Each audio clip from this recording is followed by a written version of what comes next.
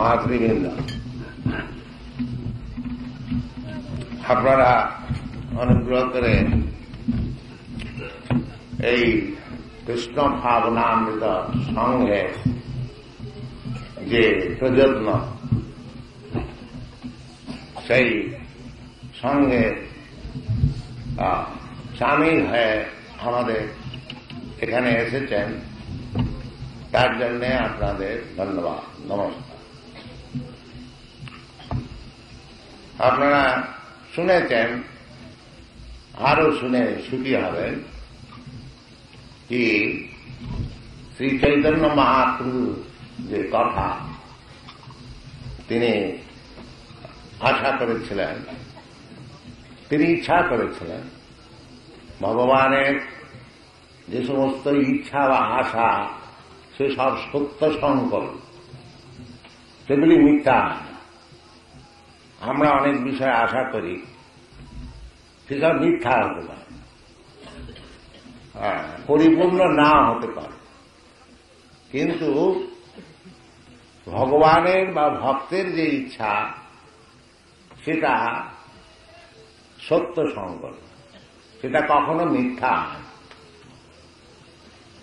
শ্রী চৈতন্য মহাপ্রভু আপনাদের নদিয়া নিমায় তিনি ইচ্ছা করেছিলেন যে পৃথিবীতে আছে যত নগরাদি গ্রাম সর্বত্র প্রচার হইয়ে মোর। তার ইচ্ছা বলবান, এবং তারপরেতে প্রায় 300 বৎসর পরে শ্রীপাদ ভক্তিবিনোদ ঠাকুর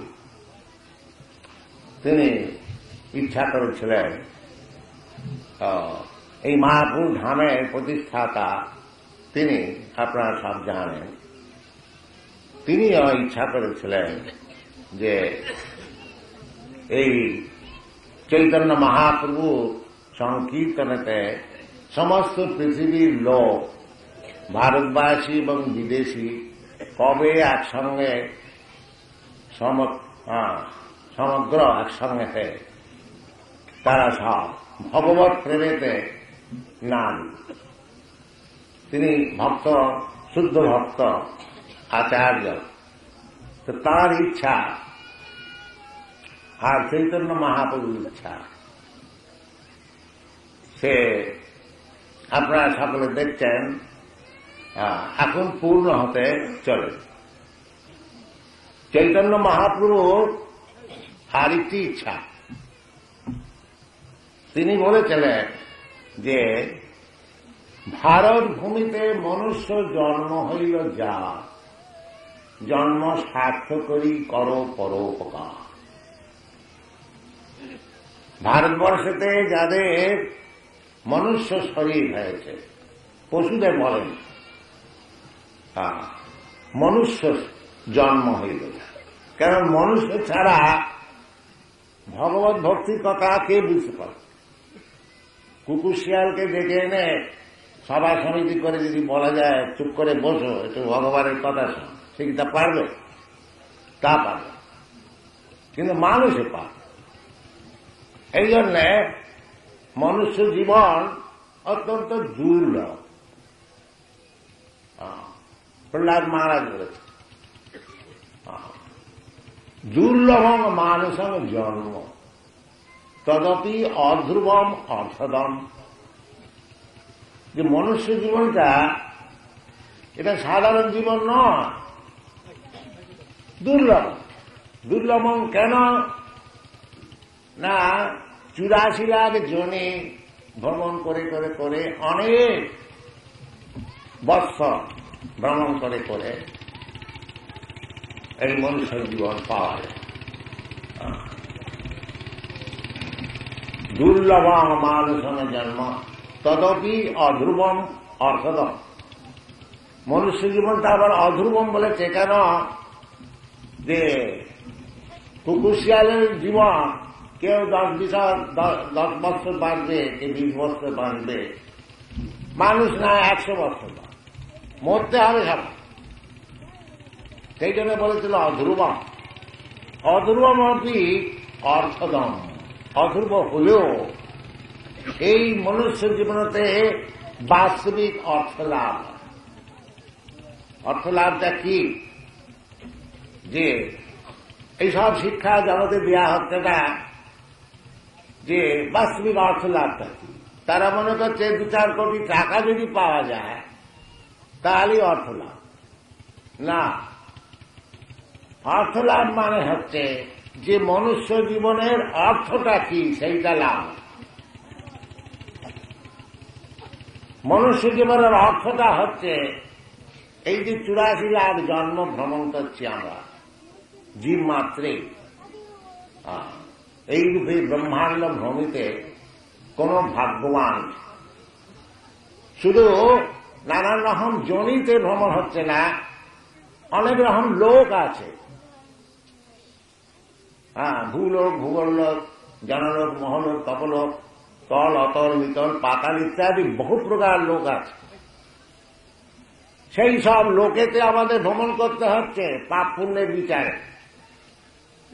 ঊর্ধ্বং গচ্ছন্তি সত্যস্বা, যারা শতগুণের সঙ্গে সঙ্গ করছে, কারণ সঙ্গ অস্য সদসৎ জন্মজনিষু, সৎ আর অসৎ জনিতে যে আমাদের জন্ম হচ্ছে সেটার কারণ হচ্ছে যেমন গুণের সঙ্গ করছে। প্রকৃতির 3টি গুণ আছে, সতগুণ, রজগুণ, তম। সেই গুণের যেরকম আমরা সঙ্গ করছি সেই রকম আমাদের প্রকৃতি জন্ম দিচ্ছে। প্রকৃতি ক্রিয়মাণানি গুণেই কর্মাণি সর্বস। তো এইরকম ভাবেতে আমরা বহু জনিতে ভ্রমণ করছি আর বহু লোকেতে ভ্রমণ করছি, এটা চলছে। কিন্তু এই শিক্ষাটা দেওয়া হচ্ছে না। আমি সারা পৃথিবীতে ঘুরেছি, 1-2 না, 5-6 বার ঘুরেছি। সব জায়গাতে দেখলাম যে ওই কি খাবো, কি শোবো, কোথায় থাকবো, এই চিন্তাই বাস্তবিক মনুষ্য জীবনের যে অর্থ, সেই জিনিসটা দেবার জন্য কোনো ইউনিভার্সিটি নাই, কোনো কলেজ নাই, স্কুল নাই, কিছু সমস্ত। আমি বস্টনেতে, সেখানে আমাকে নিমন্ত্রণ করেছিল ম্যাসাচুসেটস ইনস্টিটিউট অফ টেকনোলজি, তারা আহ্বান করেছিল। তা আমি তাদের জিজ্ঞাসা করেছিলাম যে আপনাদের এই যে টেকনোলজি কলেজ, এখানেতে সেই টেকনোলজি ডিপার্টমেন্টটা কোথায়? যখন মানুষের এই শরীরটা থেমে যায়, একটা কিছু মন্ত্র পড়া বা যন্ত্রতন্ত্র ঠিক করে দিলে আবার চলে, সেরকম জিনিসটা আপনাদের আছে টেকনোলজি। যেমন মোটর গাড়ি চলছে, হয়তো পেট্রোল ফুরিয়ে গেছে বা কোন একটা মেশিন একটু খারাপ হয়ে গেছে, মিস্ত্রির কাছে গেলে মোটরের তেল দিয়ে দিলে বা মেশিন যেগুলো পার্ট খারাপ হয়ে থাকে বদলে দিলে একটু হাওয়া চলবে। মানুষের বিষয়টা হয় না কেন, বা কোন জন্তুর বিষয়, জীবের বিষয়টা হয় না, সেই টেকনোলজিটা করছে। বাস্তবিক সেখানে যে সব কথা বলেছিলাম তারা বেশ ছেলেরা মন দিয়ে শুনেছিল, তারপরেতে তারা একসঙ্গে ঘেরাও করে অনেক কথা ছিল। বাস্তবিক এই টেকনোলজিটা তো কোথাও নাই দুনিয়াতে। অথচ আমরা গীতাতে জানতে পারছি দেহিনস্মিন যথা দেহি কৌমানং যৌবনং জরা তথা দেহান্তরম প্রাপ্তি ধীরস্তনয়তি। দেহান্তর বলে একটা কথা আছে, যেমন এই দেহতেই নানান রকম শরীর আমরা পাচ্ছি, সেই রকম এই শরীরটা ছেড়ে দেবার পর আবার আমরা একটা শরীর পাব। এটা বুঝতে কোনো অসুবিধা না। ছোট বাচ্চা মায়ের পেট থেকে বেরোলো, সকলেই আমরা বেরিয়েছি, আপনি বেরিয়েছেন, আমি বেরিয়েছি, কিন্তু সেই শরীরটা কোথা?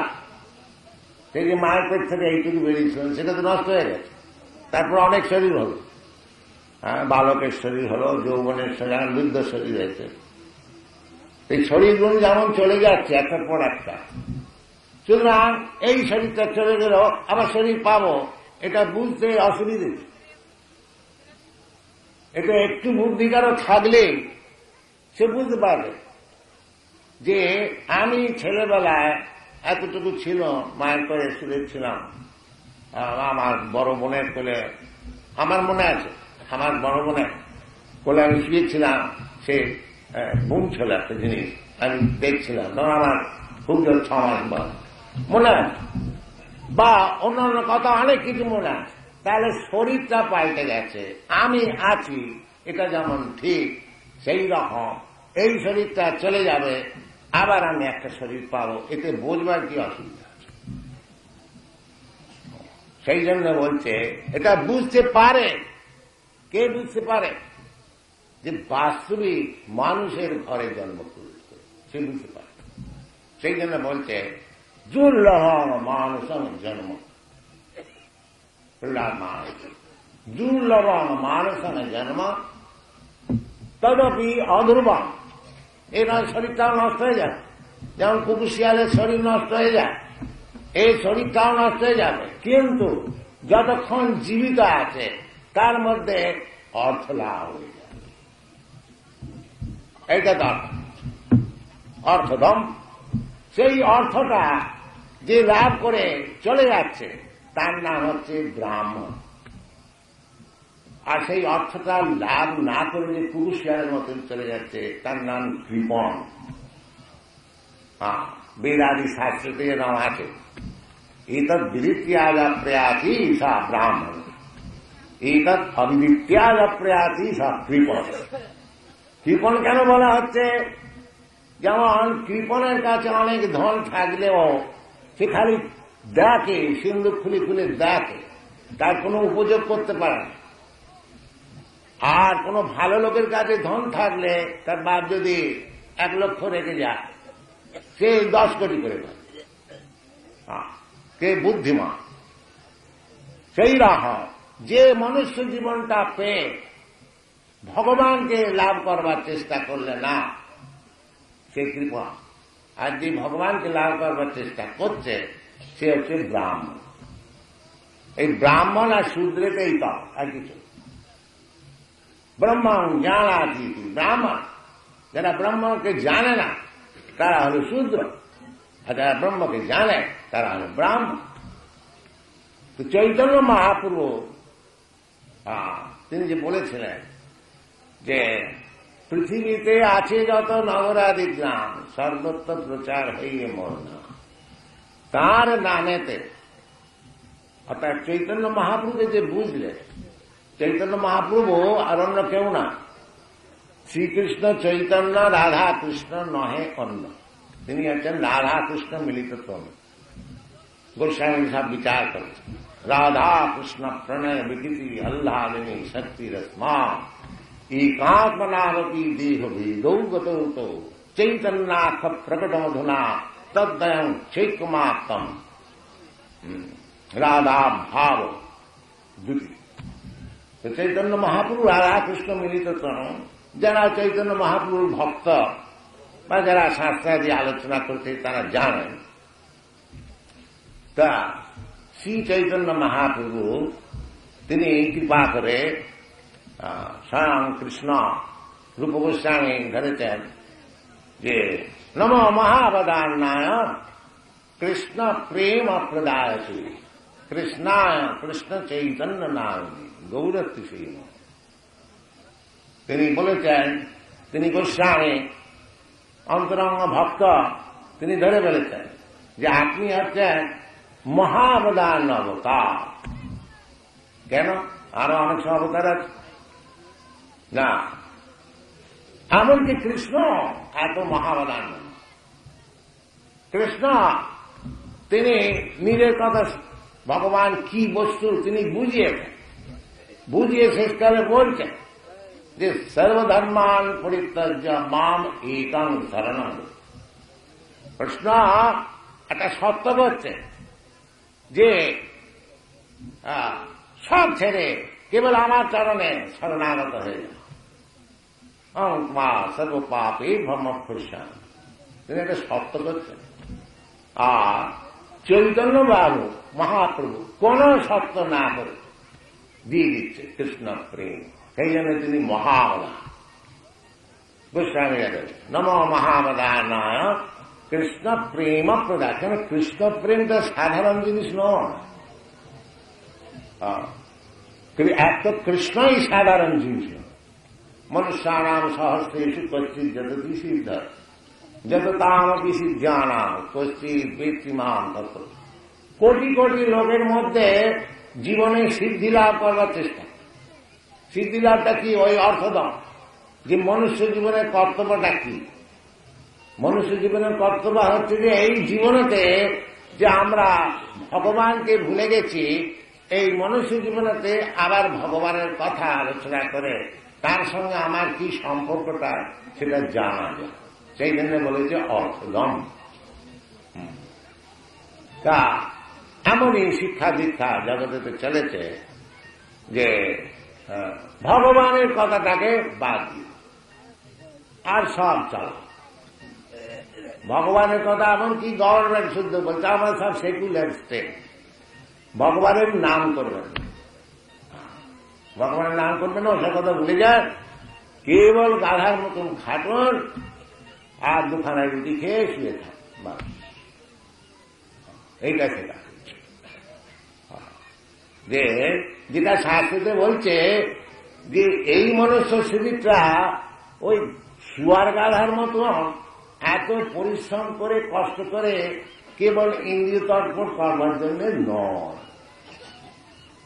কিন্তু মানুষকে এমন ভাবে শিক্ষা দেওয়া হচ্ছে, যেমন এই পিকনিক করছে, রিক্সা চালাচ্ছে মানুষ, কার কাজ? এটা গাধার কাজ। হ্যাঁ, এই সব শেখানো হচ্ছে যে খুব পরিশ্রম করো আর দুখানা রুটি খেয়ে সন্তুষ্ট। গাধার কথা কেন বলা হয়? যে গাধা দিন ভর খুব পরিশ্রম করে। পরিশ্রম করে কি করে না, ধোবার কাপড় পর। হ্যাঁ, কিরকম কাপড়? একবারে 2 টন চাকরি, ও লড়তে পারছে, একখানা কাপড়ে তার নয়। আর সেই ঘাটে যে তাকে দাঁড় করিয়ে দিলে, কাপড় টাপড় নিয়ে ধোবা দিনভর কাটতে লাগলো, আর তাকে 2-4টে ঘাস দিয়ে দিলে, সেইটা খেয়ে দাঁড়িয়ে রইল। আবার সন্ধ্যেবেলায় সেই বোঝা নিয়ে যাবে। এইরকম বুদ্ধিহীন যারা, সে যদি বিচার করে যে এই যে দুটো আমি ঘাস খাচ্ছি, এটা আমি গাধার মতন এই যে ধোবার কাপড় না বইলেও আমি যেখানে সেখানে এই দুটো ঘাস খেতে পারি, তো এর আমি কাপড় বয়ে মরছি কেন? এই বুদ্ধিটা তার নাই, সেই জন্যে সে গাধা। এই জগতেতে কর্মী তৈরি করা হচ্ছে কি না, খুব পরিশ্রম কর, পরিশ্রম করে সন্ধ্যেবেলা বাড়িতে যে 2-4খানা রুটি খেয়ে শুয়ে পড়, বাস। সেটা বুঝছে না যে আমি এত পয়সা কামাচ্ছি, আমি তো 4খানায় রুটি খাচ্ছি, 4খানা রুটিটা আমি যেখানে যাবো খেতে পাবো, এত পরিশ্রম করি না, সেই বুদ্ধিতে তার খুলবে।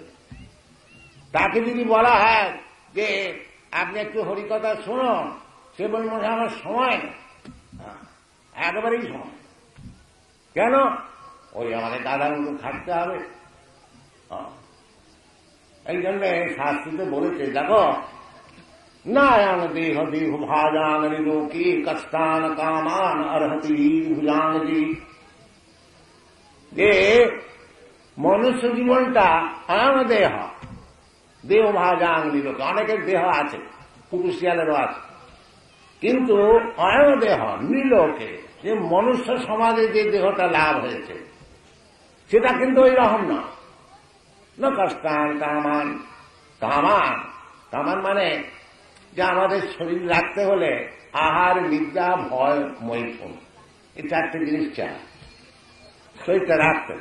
শরীরের একটা ডিমান্ড আছে, একটা চাহিদা, একটু খেতে হবে, একটু শুতে হবে, সবার একটা জায়গা চাই, কিন্তু ইন্দ্রিয় অর্পণ করতে হবে। একটা স্ত্রীর একটা পুরুষ চায়, একটা পুরুষের একটা স্ত্রী চায়। আর ভয় থেকে বাঁচবার জন্য কিছু ব্যাংকে ট্যাঙ্কে বা এদিকে সেদিকে কিছু মজুদ রাখতে হবে। তা এই যে আহার বিদ্যা ভয়াময় ধন, এটা শাস্ত্রে বলতে, এটা তো পশুরও আছে, পশুরও তো আহার করে, আর সেও ঘুমায়, তার একটা থাকবার জায়গা আছে, আর তার একটা স্ত্রী আছে, তার সঙ্গে সঙ্গম করে, বাচ্চা কাচ্চা পারে, আর তারপরে মরে যায়। তা এই জন্মেতে এত পরিশ্রম কেন? এ তো পশু জন্মেতে কোনো বিচার না করে পাখি জন্মেতে কোনো বিচার, সব জিনিসগুলো তো পাওয়া যায়। হ্যাঁ, কোন পাখি আছে যে খায় না, শোয় না, তার স্ত্রী সঙ্গম করে না বা ভয় করে না? এর জন্য এত পরিশ্রম। প্রহ্লাদ মহারাজ বলেছেন সেই জন্য মায়া সুখায় ভরমোদ বহুত বিমূঢ়। প্রহ্লাদ মহারাজকে, প্রহ্লাদ মহারাজ বলছেন যে নৃসিংহদেবকে, যে ভগবান আমার এই জমের ভয়টাই নাই, নৈবর্মিতে পর দূরত্বরণ্য, যে লোকে ভয় করে মরার পর কি হবে কি না হবে অনেক রকম, আমার সেসব না। কেন তুমি এত নির্ভয় হয়ে গেল কেন?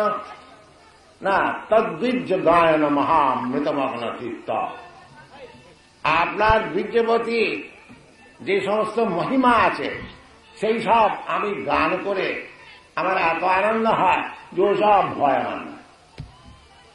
বাস্তবিকতা আনন্দামুদি বর্ধনম চৈতন্য মহাপুর, যে বাস্তবিক যে হরিনাম করে, যে ভগবানের কীর্তন করে, তার কেবল আনন্দামুদি, আনন্দের সমুদ্র বার, তার আবার ভয় কিছু। কিন্তু তোমাকে দেখা যাচ্ছে যে তুমি চিন্তা করছো, তো কার জন্য চিন্তা করছো? প্রহ্লাদ মহারাজ বলেছিলেন তত বিমুখ চিন্তা, সব যারা আপনাকে বুঝতে চেষ্টা করছে না, বিমুখ, হ্যাঁ, তাদের এই যে মায়াসু বেশি দিন বাঁচবে না, 10, 20, 25, 50, না মেরে গেছে 100, এর জন্য এত পরিশ্রম করছে। ভরমোদ বহুত বিমূঢ়, অনেক ভার গাধার মতন বহন করছে। এই মুখ্য লোকগুলির জন্য আমার চিন্তা। এটা হচ্ছে বৈষ্ণবের বিচার। আর চৈতন্য মহাপ্রভুর সেই বিচার, ভগবানের যা বিচার, আর ভক্তেরও তাই বিচার। যেখানে গীতাতে দৈব আসুর বিচার করেছে, সেখানেতে শ্রী রামানুচার্য পাদ তিনি বলেছেন দৈব অর্থাৎ দেবতা মানে কি? যে ভগবানের বিচারটা গ্রহণ করে, সে হল দেবতা। আর যে ভগবানের বিচারটা অমান্য করে, সে হচ্ছে রাক্ষস বা অসুর। এই হচ্ছে কথা। তো ভগবান বলছেন সর্বধর্মান পরিত্যজ্য মাম একাম শরণং ব্রজ, এটা ভগবানের আজ্ঞা। এইটা যদি আমরা গ্রহণ করি তাহলে আমরা দেবতা হইব না। দেবতা হতে বেশি সময় লাগে না, 1 সেকেন্ডে দেবতা হয়ে যায় যদি এই ভগবানের বিচারটা গ্রহণ করা যায়। আর সেইটি হচ্ছে ধর্ম। ধর্ম মানে অন্য কিছু না, ধর্ম মানে ভগবান যা বলছে সেইটা গ্রহণ করা, সেটা হচ্ছে ধর্ম। ধর্মান্তু সাক্ষাৎ ভগবৎ প্রণীতম, ধর্ম মানে হচ্ছে যেটা ভগবান দিয়েছে, যে কথাটা, সেটা হচ্ছে ধর্ম। আর রামাসামা একটা ধর্ম করে দিলে সেটা ধর্ম না। যেমন আইন, আইন মানে হচ্ছে যেটা রাজা তৈরি করে দেয়, সেটা হচ্ছে আইন। আর আমার মতন একটা লোক যদি বলে আমি একটা আইন তৈরি করুন, সে কে শুনবে, কে দেখবে? সেটা কোন আইন। সেই জন্য ভাগবতেতে বলেছে ধর্ম প্রোজিত পৈতব, যত সব ঠগবাজি ধর্ম আছে সেগুলি সব ঝেঁটিয়ে ফেলে দেওয়া হয়েছে। যেমন কৃষ্ণ বলছেন মামেকং শরণং ব্রজ, সেইরকম ভাগবত বলছে ধর্ম প্রোজিত পৈতব। তা এই যে পাশ্চাত্য দেশে প্রচার হয়েছে, আপনাদের বেশি সময় নেব না, এর কারণটা কি? এর কারণটা হচ্ছে যে বাস্তবিক ধর্মেতে কোনো ভেজাল না দিয়ে যেমনটি তেমন তাদের দেওয়া হবে। বাস, অনেকে বলে যে আপনি এবারে ম্যাজিক করেছেন। আমরা হ্যাঁ ম্যাজিক করেছি, কিন্তু আমার ম্যাজিকের ভেতরে কোনো মন্ত্র নাই। ম্যাজিকের মধ্যে এই যে ভগবান যে কথাটা বলেছে তার মধ্যে কোনো ভেজাল দিন না। বা তা আমাদের প্রচার্য বিষয়টা হচ্ছে ভগবদ গীতা, আর কিছু না। আমাদের বই ছাপানো আছে, ম্যাকমিলান কোম্পানি ছেপেছে, বছরে 50,000 লাখ কপি করে বিক্রি করছে তারা, আমাদের খুব রয়্যালটি দেয়। সেতে নাম দিয়েছি আমি ওই জন্য ভগবদ গীতা অ্যাজ ইট ইজ। এ নয় যে যতমত ততমত, যে যা একটা ভগবানের কথা বলে চালিয়ে দিলে না, ভগবদ গীতা অ্যাজ ইট ইজ, এটা আমরা প্রচার করছি। কি অ্যাজ ইট ইজ? না ধর্মক্ষেত্রে কুরুক্ষেত্রে সমবেতা যুদ্ধোৎসব, এর মধ্যে আর অন্য কোনো মানে নেই।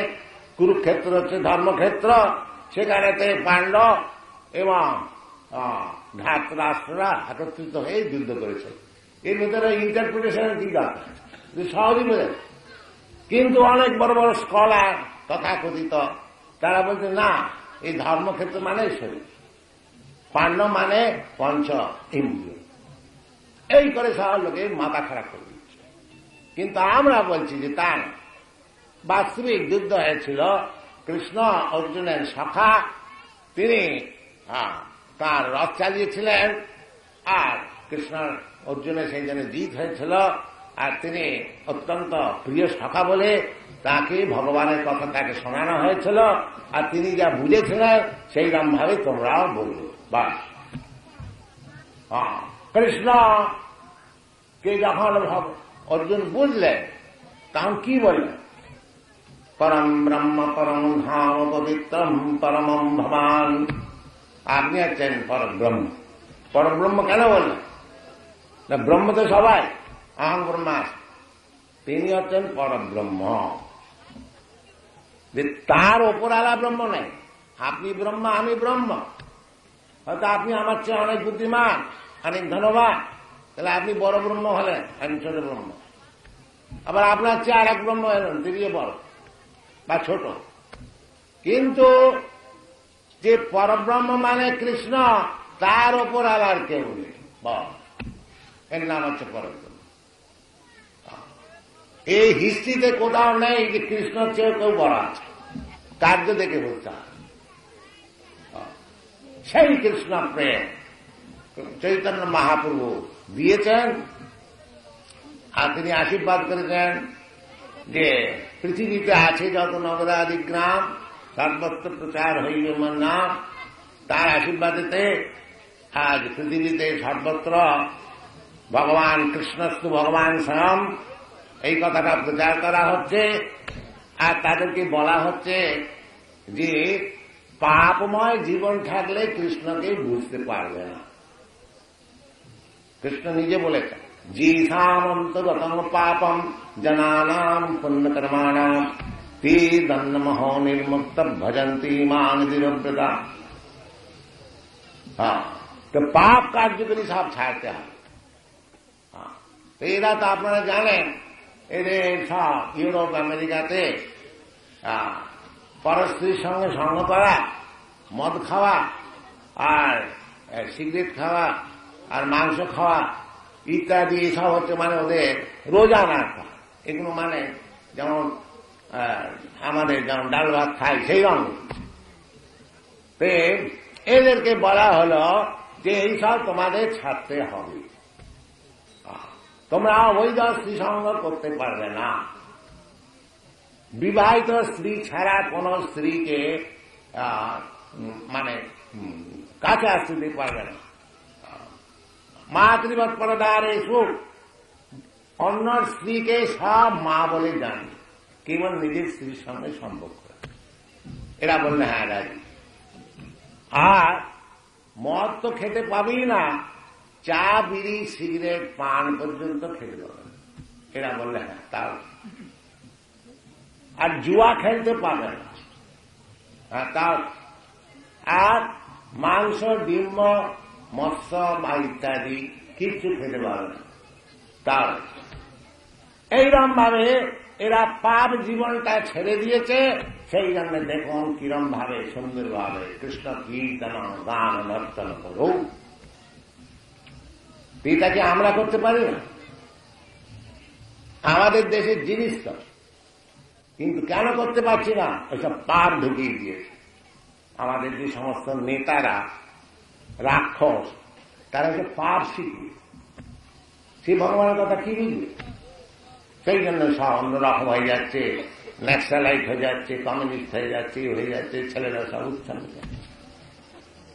তা আমাদের কথা এই যে এটা একটা আমার কিছু বাহাদুরি না, জিনিসটা তো আছে।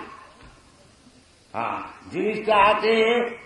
এখানেতে বলতে গেলে তারা বলছে সব পুরনো কথা, নতুন কথা বলুন, মার্ক্সের কথা বলুন, লেনিনের কথা বলুন। সেই জন্য তাদের কিছু হচ্ছে না। ধরুন সব যখন নষ্ট হয়ে যাচ্ছে, সাবধান হয়ে যায়। সেই পুরনো কথা শোনো আর হরে কৃষ্ণ বলো, জীবন সার্থক হয়। Thank you.